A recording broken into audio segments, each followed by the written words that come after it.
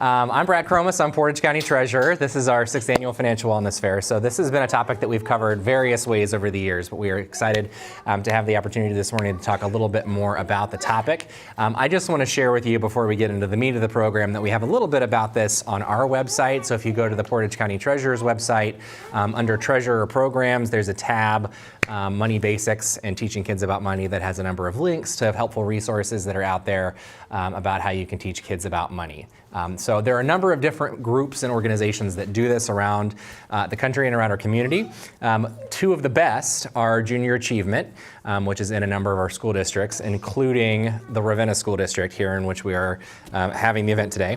And one of our local entities that's very involved with Junior Achievement and teaching kids about money is Portage Community Bank. So we have someone here from Portage Community who's going to share with you a little bit of her experience of teaching that program and some helpful tips and tricks, hopefully, about how to teach kids about finances. I've got the website pulled up here for Junior Achievement of North Central Ohio. They would want me to do a plug for volunteers. If you are someone who feels comfortable eventually in teaching a class, they have a lot of really great material out there that you can use to walk through. But that's an opportunity for you as well. So without further ado, I will turn this over. And here you are, ma'am. Hey everyone, my name's Maria Heidel, and as Mr. Kromas has so kindly introduced me, I'm part of Portage Community Bank. I'm actually the Chief Credit Officer. I work right down the street in Ravenna at the former house that houses our Ravenna office. And I have to tell you, I'm a Junior Achievement volunteer, and my husband is one too, so we're kind of a JA family. So here's the thing, my husband has been a JA volunteer for many years, probably at least 10, and he teaches it to the course content to primarily high school students. He did the smaller children once back a number of years ago, but for about the past 10 years, he's been teaching typically out in Streetsboro with the high school kids, because they have a program too that's kind of incorporated within their social studies program. So this spring, I decided to jump on board and become a volunteer as well. And I taught children in 2nd grade out in Aurora, which is my hometown.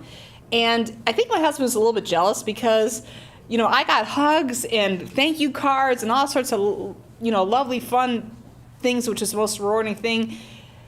Teaching the high school kids, he's like, yeah, I'm kind of lucky if they just kind of stay awake during class. He typically teaches at 7:30 in the morning. They're not awake yet, you know, so that's just kind of how it works. But so Junior Achievement, I had the chance to teach a class on the basics of finance and money to 2nd graders. I taught for 5 successive weeks, about 40 minutes a time. And Junior Achievement has a very well thought out program that really made it quite easy for me. They've got it all laid out with appropriate displays and you know, little prompts and exercises for the children to do. One of the most fun ones is how we illustrated to the kids how a dollar, you know, simple little dollar, goes through the economy. And we basically kind of showed somebody getting $1 at the bank and then taking it down to the florist to buy some flowers for their mother.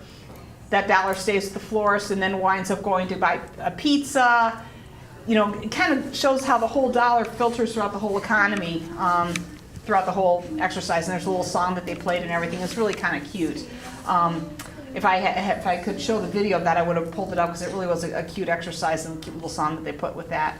But we're trying to teach kids about money. I think one of the funniest things we did was teaching them about taxes. So the exercise that I got to show the kids was everybody got 5 paper dollars, similar to Monopoly money, gave it to all the kids. Then I appointed somebody to be the tax collector. And basically, and this kid's probably going to be traumatized for the rest of his life, basically had this child walk around and take $2 from every kid as, you know, symbolizing tax payments. And I never would have expected the reaction I got from them for just somebody taking away their paper money. I said, okay, kids, we got to talk because this is kind of how it works in real life here. That, you know, you don't get to keep everything you make. That Uncle Sam, either through income tax or real estate taxes, you know, Social Security taxes, FICA, is going to be taking a bit of your paycheck. So that was probably the most impactful thing I think that got across to them. And, you know, seeing their reactions was like, oh gosh, I can't wait to see them when they get their first paychecks in a number of years, working their first jobs, just to see what a bite taxes take out of everything. So that was kind of a fun lesson. I would encourage you all to go to the JA website and kind of peruse that. My husband actually just recorded a segment for JA on taxes. It's out there on the website somewhere, kind of showing, using as a demo to kind of help supplement a course material for the high school kids about taxes and everything. If you want to maybe try searching the site and finding that, might be kind of fun. I'm just pulling up some resources here too to show you. So just to go back to the JA website generally, you can, as a parent, find, sorry, I gotta get back to the main one here. This middle section here, schools and parents, you can do this on your own, so this is like a self-study thing. And they have filters that you can use to look at the programs that are available here. You see they have them broken down elementary, middle, and high school, as well as the different kind of streams: financial literacy, entrepreneurship, and work readiness. So I had just done, because we have some elementary school kids here, elementary school financial literacy and run that. And you see that there's a couple of programs that come up here, but these are all resources that are available for you to take a look at.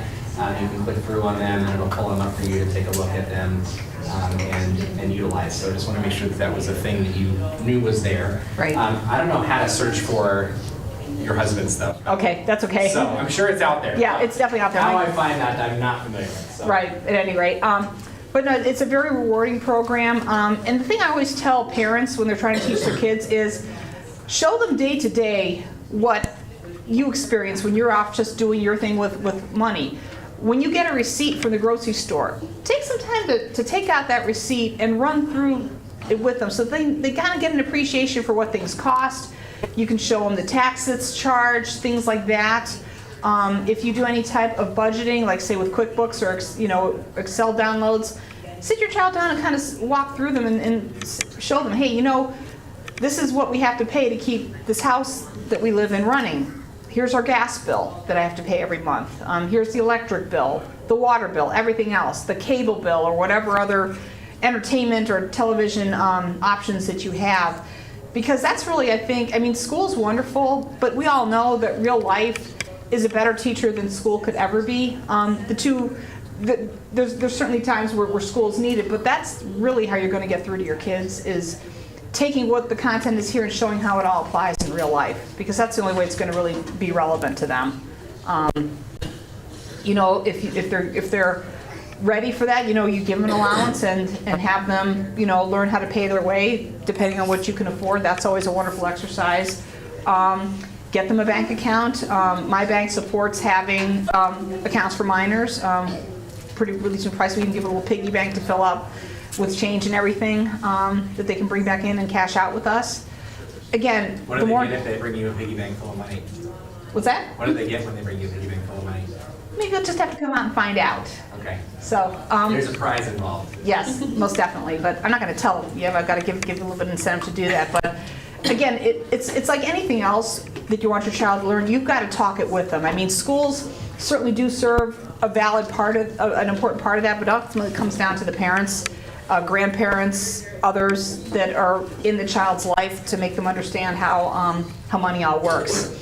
And it's amazing how many older adults will say to me, "Gosh, I wish we could have had this type of content when I was growing up." It's so important to these kids to learn this type of stuff. It's just as important as anything else that they learn in school, maybe even more so. So, get them talking about it. I think I found with most children, they're very much interested in the subject. I've never seen a child get bored during my class. So yeah, just try to keep them engaged and give them some ownership of it, give them some control. Yeah, good. I have a couple more things I wanted to add, and then we can do questions and talk to the kiddos. So let me just swipe that back from you there. Thank you. So just a couple of things to make you aware of that not everybody may know. Recently, the state of Ohio passed a piece of legislation called Senate Bill 1 that was all about financial literacy and education standards in the state. So she'd mentioned that people get this in school. One of the problems that we've had over time in Ohio is that it has varied very widely from district to district. If you are in a school district that has had the resources to put behind something extra like this, like Aurora, I know Aurora had a tremendous financial literacy program. Yeah, we actually offer a one semester class. Right. In that. And that's kind of the gold standard, is the one semester class. That you did very well. And if you were in a district that struggled, maybe like a Waterloo financially, you probably got less. So there are now minimum standards. The state has had standards in financial literacy education for some time. They are not as optional as they once were. And they've put some resources behind actually doing that. So I just wanted to share that. It's something depending on where your district, are we all Ravenna people here? No? Okay, that's good. So find your home district. Give them a call and just ask, how are you teaching kids about this topic? It's an important thing for you as a parent to try to be informed about. And at very least, you kind of learn what's not happening and what you need to supplement a little bit, right? So I wanted to mention that to you as well. Another thing, and I've pulled up on the screen here my website and the treasurer's office where this is. I hope you saw me do that click through, but it's under treasurer programs, money basics, and then money tips for kids at the bottom. And this kind of walks through a bunch of different things you can use. We've got a budget sheet, some other resources that are there, links to helpful resources for parents and kids. But that's there as an option. Another one that's out there that you may have heard of is through the Ohio State Extension and 4-H, and it's called Real Money, Real World. It is for kids who are middle school and older typically, and that is a simulation process. So I know that we have elementary school kids here. If you happen to know other kids though, that is one that is promoted by the Treasurer of State in Ohio because it is a really solid program. It's again built out through the OSU Extension, and in that one, it's a little bit like the Game of Life. You take on a role, they walk you through that. You kind of experience pros and cons, ups and downs, like everyone does in their financial lives, and then they kind of walk through it at the end. So that's another thing I wanted to mention to you before we're into the question part as well. And then I would just add, because you did, and reiterate, the bottom line about this is money is one of those topics that everybody is just a little nervous about, and we've kind of been coached over time in our society to like clam up about that, and that it's deeply private and no one's stinking business, right? And that's maybe okay out in the general world, but when it comes to helping our kids learn, it's really a disservice. This, what you got, 10? 1, 2, 3, 4, 5, 6, 7. Yeah, 10. So just be open with your kids to the extent possible. Talk to them in an age-appropriate way and somewhat freely about the things that are out there that you are dealing with. And make sure that they're aware of that, and that there are things that they can do to help themselves, right? So like one of the things that we try to do at our house is very simple. It's spend, save, give jars. So when they get their allowance, and allowance is useful, by the way, at pretty much every age, so that they can start getting familiar with what that is and what that means. But eventually what we all do with our money is some version of spending it on stuff that we need or want, saving it for stuff we're gonna need or want later, and giving it away to help other people, right? So starting them kind of consistently understanding what that is and kind of how much of what they're getting goes which place and why, that's a thing that's worth thinking about and doing too. And my kids have found that to be helpful. So that's just me as a parent speaking there. But that's something I wanted to offer as well. So I will stop there because there's a bunch of kids here, and I'm curious if you guys have questions or things you want to talk about. So yeah, go ahead. Why do you have the Ukraine flag in all of Yeah, it's a good question. This is not my room. This is a government class for the high school. So there are a lot of them here that I recognize and some that I don't. I think that one's no longer a country. So I'm interested in that too. So good question though. Wow. Yeah, there's a lot of them, huh? Yeah. That one's Italy or French. I think that one's because it's green. I think it's Italy. But yeah, good call. Good job. My kids love when I tax all their birthday money and stuff like, well, Jerry will give you $10, but I get to take 10% of that, and then I put it in their savings. That's great. Oh, good. But I have $10. I'm like, well, no, you have $8.50 or $9. I found the French flag. Yes. Very good. There it is. That's right. Very good. Did you have a question? We just do thirds in our household. Thirds? Yeah. So third spend, third save, third giveaway? Well, when they were younger, it was all just into the savings. Yeah, sure. So it's like, year 2, you don't even know to put it in there, but as they got older, you get percentages. So when you're about 5, you get to keep a quarter goes in the bank, give away, and then, so we've always done that. And as they get older, obviously the equation has to change. So like my son who's 17, he's at thirds right now. So he has to at least put a third into his savings account and stuff. Smart. And it's like, why? And it's like, because now you want a car, that third is going to help you with a third of the payment. So that's what I've always done it for kids. Good.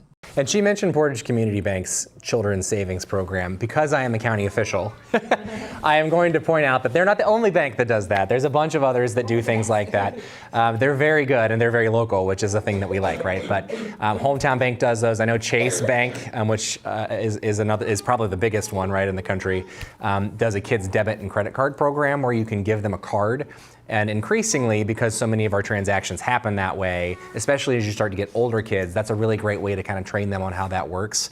You can put bumpers on it, because a lot of people's first experience with plastic money, unfortunately, is in college, right? And you get that credit card that has the 30% interest rate when you're a freshman, and you max it out immediately, and then you're in a bad spot, right? So like helping people kind of create good habits before they get to that place is a really good idea to try to do. No, we're not quite there yet. We talked about the savings side, but let's also talk about the expenses side. One of the things I've tried to instill in my two daughters is don't give into impulse buying. If you want to, if there's something that catches your eye, take a moment, walk away, and do a little bit of research. You know, we all know how, especially in this day and age where we're used to instant gratification, that people, I think, are making more impulsive even purchases than maybe they would have previously. Trying to get them in the habit of, you know what, okay, you see this nice, bright, shiny, sparkly thing that you want. Take a time, take a moment, walk away, do a little bit of research. Is that really what you want? And try to get them, not just to see as a reward, but really taking some research to understand, is this something I really want? Am I getting a good deal for it? What else is out there that could give me the same happiness or utility, you know, that maybe costs a little bit less? Yeah. That's one thing I think I've noticed. We were so used to instant gratification in this society now, and I think a lot of impulsive purchases get made that maybe should have been thought about a little bit better. Yeah. Another way to kind of get at that same thought, I don't know if you all have seen Parks and Rec, the show Parks and Rec, but as a local government person, like that's my thing. Oh, yeah. There's an episode where they do treat yourself, right? So like making sure that that episode, yeah, you know what I'm talking about. Yeah. So it's okay, because I think one of the things that's a barrier for a lot of people is that thinking about budgeting and like I've got to be tight and like watch every penny is like really overwhelming for people, and then they just kind of shut down and say, well, whatever, I'm going to do what I'm going to do, you know, and whatever happens, happens. Is to plan a little bit for that, like to create an outlet or a safety valve where, okay, this part of my budget, I'm just going to use, you know, like I'm going to be able to impulse buy, but only to this point. Right. So like that's another kind of way to get at that same idea, and it can be helpful to have that offlet. Right. Balance. So it's balance. yeah, for sure. It's balance. One other question. So piggy banks. Do you guys supply piggy bank that the kids fill up? So how do us as grandparents, parents, or whoever we are in the room, how do we obtain the piggy bank? Just come into the bank. Just come into the bank and say, we're here for a piggy bank? Yep, just go ahead and walk you through the program. Okay, very good. In fact, we actually have a booth out in the main area if you want to go ahead and talk to somebody about that. Okay. They can feel you a little bit more. Okay. Okay? They call it Little Savers, is that what it is? Yeah. Yeah, it's a cute program. So, yeah, we're right out in the booth area. I can't tell. Is that UK? Or is that UK? That one's UK. That one's not UK. Anyway. So, yeah, that's. Okay. So anybody have any other questions for us on this topic? On money, not lives. Sure. Okay. Yeah, good point. Money, not flags. Okay, well, again, just to reiterate, we've got resources on our website that you can utilize if you're interested in this topic. If you want to call us, we are also happy to play connector. We know a number of people who do the junior achievement thing, or who are just interested in being good resources on how to teach kids about money and how to help people deal with their finances more generally. So feel free to reach out to us. We're happy to do that. I know if you called Portage Community Bank and you had some questions too, they'd be happy to point you in the same direction. So thank you all for coming down and participating in this, and don't forget to make sure you've signed in and grabbed a raffle ticket. There's plenty of expo stuff, and hopefully we'll see you at the next class. Thanks.